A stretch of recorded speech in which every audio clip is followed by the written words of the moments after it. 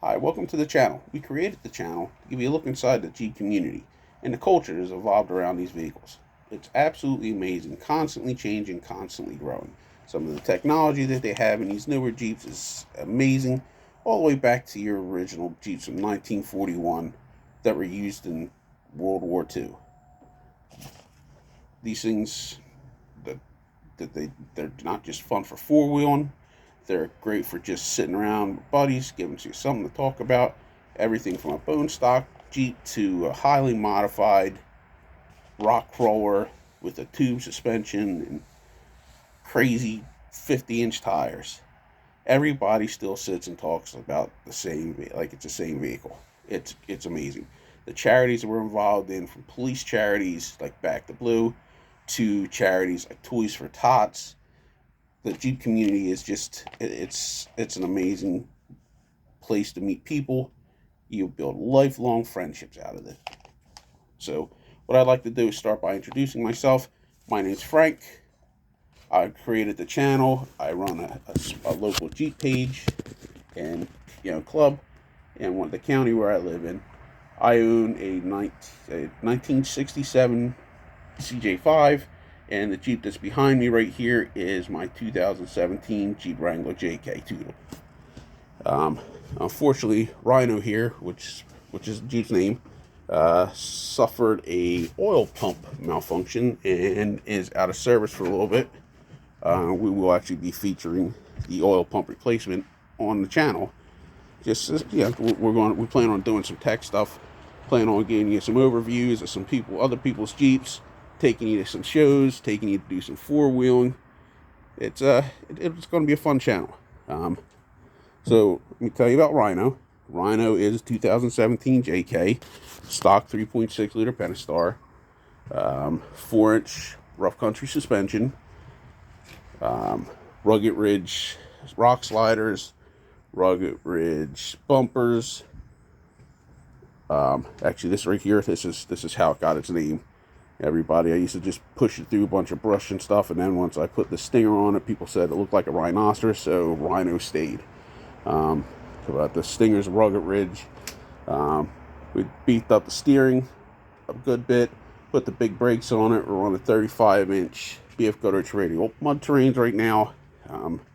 That hopefully is going to change, because once I get the engine fixed, we're going to be putting a Dana 44 up front and upgrading the 37-inch tires. I got adjustable suspension and a new lift kit to go underneath of it, give me a little bit more articulation. I got to get my limiting straps so I don't separate the drive shaft anymore. We got a new front drive shaft to go underneath of it for the bigger lift. Like I said, right now she's hurting a little bit, and we're going to get her back on the road real soon. I've also got a 1967 CJ5. If you give me a couple seconds, I'm going to walk up the driveway here and show you around CJ5. Right now we're naming them Dora. Her Dora, just because, well, it was really an adventure to get her here to the house. Loading her up onto the trailer, and blowouts on the trailer on the way home, and trying to get it running. It's quite the adventure. So we decided to name her Dora because, well, we ended up in the woods to get her, and we were doing some exploring. This is I also want to introduce you to my co-pilot. This is my son Troy. He's going to be in a few of these videos with us. He's helped me do a lot of stuff on Rhino, and he's going to be helping me do the restoration on Dora. So Dora, sorry about that, I just got a mosquito flew in my mouth. Dora, I acquired her about a year and a half ago. Got it for $800. Had a snowplow on it. Original owner. Bought it from a local repair shop. This Jeep has 35,000 original miles on it. The guy did nothing but plow his lot with it. Used it for a parts getter when he first got it. Yeah. It's definitely showing its age now, though. We'll walk now. A lot of rust, a lot of character, a lot of patina on it. I actually like the patina, and I think I want to, for the first little bit, keep the patina on it. Again, like I said, it was a plow vehicle. I took the plow pump and stuff off of it already.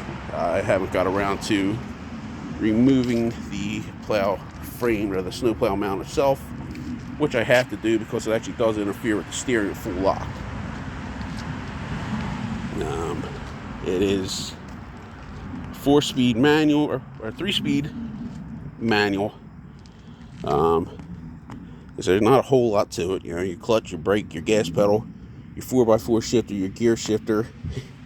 It has a heater, but as you can see, the heater isn't going to do you much good in this thing. When I did get it, or first got it, it did have a metal hardtop.